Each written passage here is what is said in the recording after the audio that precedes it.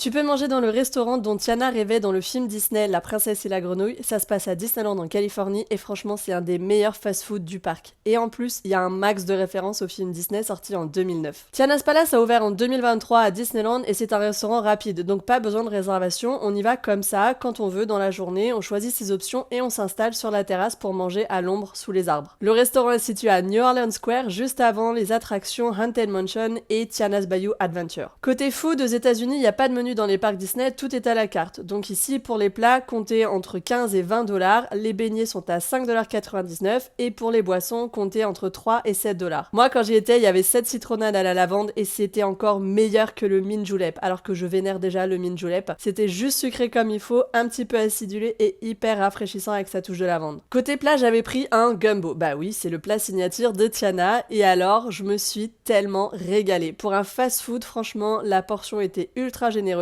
les saveurs bien présentes, c'était relevé, on sentait bien les épices et c'était hyper gourmand. On se sent pas du tout floué quand on finit son assiette. J'avais aussi pris un beignet parce que les beignets de Tiana quoi, mais j'y croyais pas trop à la base parce que c'était citronné. Mais au final, C'est c'est pas si acide que ça, c'est vachement bon.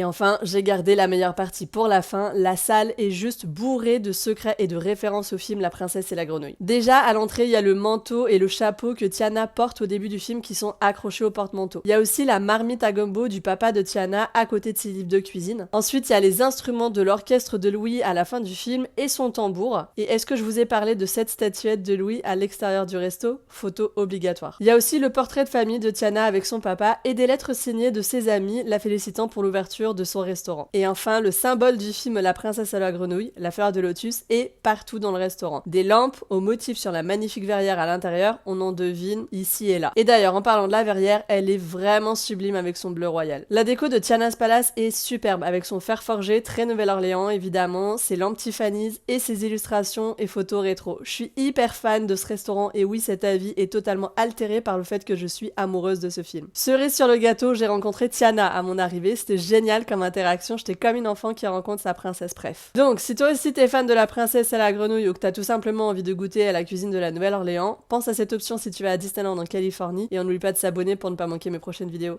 Bisous!